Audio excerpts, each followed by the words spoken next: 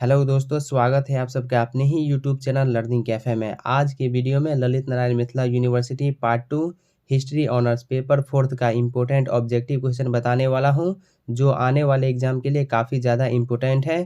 पिछले वाले वीडियो में पेपर 3 का इम्पोर्टेंट ऑब्जेक्टिव क्वेश्चन बता दिया हूँ। इसके अलावा हिस्ट्री ऑनर्स पेपर 3 और पेपर 4 का इम्पोर्टेंट सब्जेक्टिव क्वेश्चन भी बताया हूँ। अगर आप वो वीडियो अभी तक नहीं देखे हैं तो लिंक आपको डिस्क्रिप्शन में मिल जाएगा, या चैनल के प्लेलिस्ट में जाके आप वो वीडियो सब देख लीजिएगा। तो चलिए क्वेश्चन की तरफ बढ़ते हैं।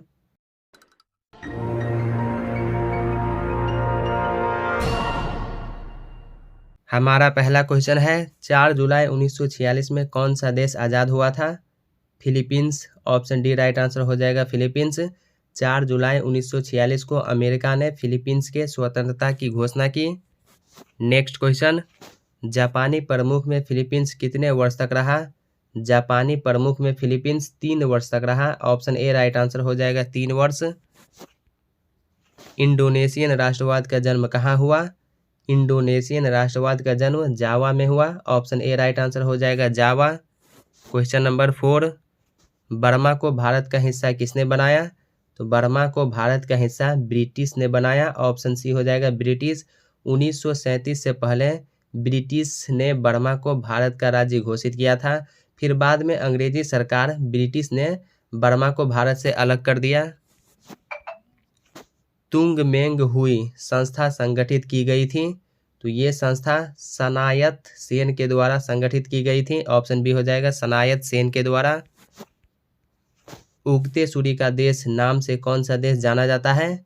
उगते सूर्य के नाम से जापान जाना जाता है। ऑप्शन सी हो जाएगा जापान। नेक्स्ट क्वेश्चन, ताइपिंग विद्रोह किस देश में घटित हुआ? ताइपिंग विद्रोह चीन में घटित हुआ। ऑप्शन बी हो जाएगा चीन। क्वेश्चन नंबर 8, 1931 में जापान ने चीन के किस राज्य पर आक्रमण किया? 1931 में जापान ने चीन के मंचूरिया राज्य पर अटैक किया था, आक्रमण किया था। तो ऑप्शन बी हो जाएगा मंचूरिया। प्रथम अफीम युद्ध कब प्रारंभ हुआ था? प्रथम अफीम युद्ध 1939 ईस्वी में। ऑप्शन सी हो जाएगा 4 सितंबर 1939 ईस्वी में प्रथम अफीम युद्ध प्रारंभ हुआ था और 1842 ईस्वी तक चला था। अगर आपसे द्वितीय अफीम युद्ध के बारे में पूछें तो द्वितीय अफीम युद्ध 1856 ईस्वी में स्टार्ट हुआ था और 1860 ईस्वी तक चला था। जापान में टोक्यो का पुराना नाम क्या था? जापान में टोक्यो का पुराना नाम येदो था। ऑप्शन डी हो जाएगा येदो। सैन रेमो की संधि संपन्न हुई। सैन रेमो की संधि 10 अगस्त 1920 ईस्वी को संपन्न हुई। ऑप्शन ए हो जाएगा 1920 ईस्वी में। ताइपिंग सरकार के गठन की घोषणा कब की गई?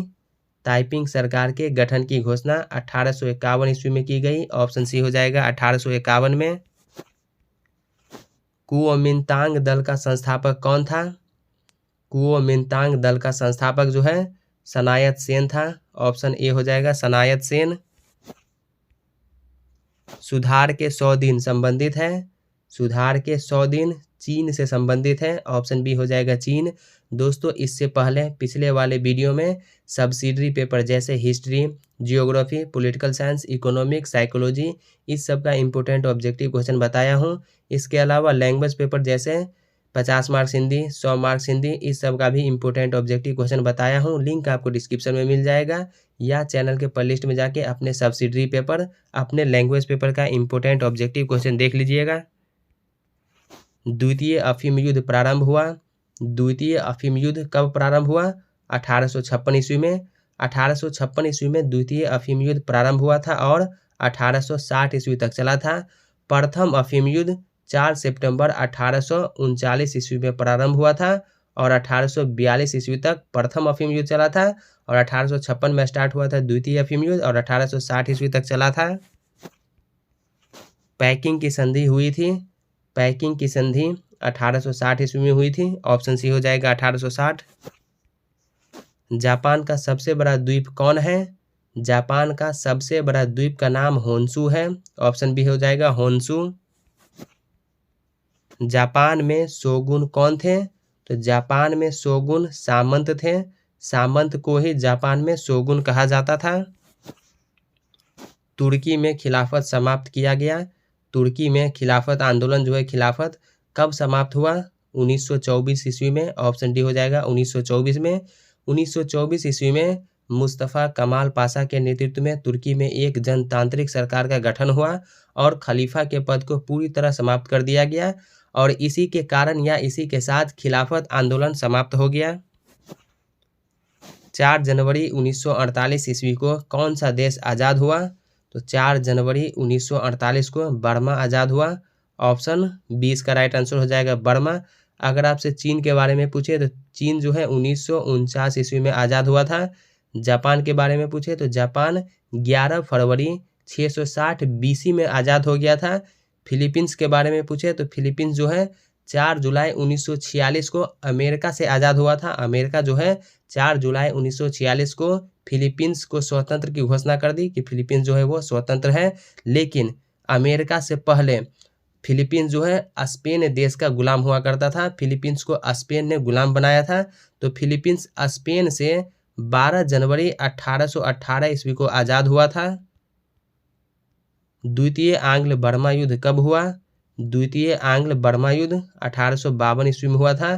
5 अप्रैल 1852 ईस्वी को द्वितीय आंग्ल बर्मा युद्ध हुआ था और 1853 ईस्वी तक चला था। चीन में खुले द्वार की नीति की घोषणा किस शक्ति के द्वारा की गई? चीन में खुले द्वार की नीति की घोषणा जो है अमेरिकी शक्ति के द्वारा की गई। ऑप्शन डी हो जाएगा अमेरिका। मेजी पुनर्स्थापना का संबंध है। मेजी पुनर्स्थापना का संबंध जापान से है। ऑप्शन बी हो जाएगा जापान। दोस्तों अगर आप चैनल पर पहली बार है तो सब्सक्राइब करने के साथ साथ नोटिफिकेशन बेल को दबा के ऑल पे क्लिक कीजिए ताकि आने वाले वीडियो का नोटिफिकेशन सबसे पहले आप तक पहुंचे। और वीडियो को लाइक करना मत भूलिए, आपके एक लाइक से मेरा मोटिवेशन बना रहता है। किस वर्ष पहली बार जापान का दरवाज़ा खोला गया? तो जापान का दरवाज़ा पहली बार 1854 ईस्वी में खोला गया। व्यापार के लिए 1854 ईस्वी में जापान का दरवाज़ा सबसे पहले खोला गया था। इंडोनेशिया में प्रथम संसदीय चुनाव कब हुआ? इंडोनेशिया में प्रथम संसदीय चुनाव 29 सितंबर 1955 ईस्वी में हुआ। तो ऑप्शन ए हो जाएगा सितंबर 1955 में। 29 सितंबर 1955 में हुआ था। चीनी क्रांति किस वर्ष घटित हुई है? चीनी क्रांति 1911 ईस्वी में। ऑप्शन बी होगा 1911 में। चीन के कम्युनिस्टों ने किस प्रांत में अपनी पहली सरकार का गठन किया था? नानकिंग में। चीन के कम्युनिस्टों ने नानकिंग में अपनी पहली सरकार का गठन किया था। ओरिएंटल सोसाइटी की स्थापना हुई थी। ओरिएंटल सोसाइटी की स्थापना कब हुई थी? 1960 ईस्वी में। ऑप्शन सी हो जाएगा 1960 ईस्वी में रविंद्रनाथ टैगोर और उनके भाई अवनींद्रनाथ टैगोर के द्वारा ओरिएंटल सोसाइटी की स्थापना की गई थी। किस सम्मेलन द्वारा जापान के नाविक शक्ति को परिसीमित किया गया? तो जापान के नाविक शक्ति को वाशिंगटन सम्मेलन के द्वारा परिसीमित किया गया था। ऑप्शन डी हो जाएगा वाशिंगटन। दक्षिण पूर्व एशिया में सर्वप्रथम स्वतंत्र होने वाला देश कौन था? तो दक्षिण पूर्व एशिया में सबसे पहले कौन सा देश है जो स्वतंत्र हुआ था? बर्मा जो है ये 1948 ईस्वी में स्वतंत्र हुआ था। इंडोनेशिया 1945 ईस्वी में स्वतंत्र हुआ था। फिलीपींस जो है 1818 ईस्वी में स्पेन से स्वतंत्र हुआ था। स्पेन से आज़ाद हुआ था 1848 में। फिर उसके बाद अमेरिका ने गुलाम बना लिया तो अमेरिका से आज़ाद हुआ था 1946 में। इसके बाद कंबोडिया देखिए, कंबोडिया जो है 1953 ईस्वी में आज़ाद हुआ था। तो सबसे पहले फिलीपींस हुआ था। तो ऑप्शन सी इसका राइट आंसर हो जाएगा फिलीपींस। यूरोप में वियतनाम के सिपाही फ्रांस के लिए किस युद्ध में लड़े थे? क्रीमिया के युद्ध में। यूरोप में वियतनाम के सिपाही क्रीमिया के युद्ध में लड़े थे और ये क्रीमिया का युद्ध कब हुआ था? 1853 ईस्वी में क्रीमिया का युद्ध हुआ था और 1855 ईस्वी तक चला था। अगर आप ये PDF लेना चाहते हैं तो डिस्क्रिप्शन में टेलीग्राम का लिंक है। टेलीग्राम ग्रुप ज्वाइन करके आप इस PDF को डाउनलोड कर लीजिएगा। द्वितीय अफीम युद्ध के समय चीन का सम्राट कौन था? द्वितीय अफीम युद्ध के समय चीन का सम्राट डाओ गांग था। ऑप्शन इसका जो है ए राइट आंसर हो जाएगा डाओ गांग। और द्वितीय अफीम युद्ध हुआ कब था? तो 1856 ईस्वी में द्वितीय अफीम युद्ध हुआ था। 1860 ईस्वी तक चला था। प्रथम अफीम युद्ध 1839 में हुआ था और 1842 ईस्वी तक चला था। चीन का पहला अस्थायी रेल मार्ग कब प्रारंभ हुआ? चीन का पहला अस्थायी रेल मार्ग 1881 ईस्वी में प्रारंभ हुआ। जापान किस वर्ष राष्ट्र संघ से अलग हो गया? जापान जो है 1933 ईस्वी में राष्ट्र संघ से अलग हो गया। तो इसका राइट आंसर ऑप्शन बी हो जाएगा, 1933 ईस्वी में। तो दोस्तों आज के वीडियो में 34 क्वेश्चन रहने देता हूँ। एग्जाम में इसी हिसाब से क्वेश्चन रहेगा। ऑनर्स पेपर में ओनली 10 ऑब्जेक्टिव क्वेश्चन आपसे पूछेगा। तो 10 ऑब्जेक्टिव क्वेश्चन के लिए ये 34 क्वेश्चन जो है ये इनफ है। तो इस क्वेश्चन सबको आप बढ़िया से तैयारी कीजिए। एग्जाम में इसी हिसाब से क्वेश्चन रहेगा, क्योंकि मिथिला यूनिवर्सिटी ज़्यादा बाहर से क्वेश्चन नहीं पूछता है। तो दोस्तों कैसा लगा ये वीडियो कमेंट करके ज़रूर बताइए।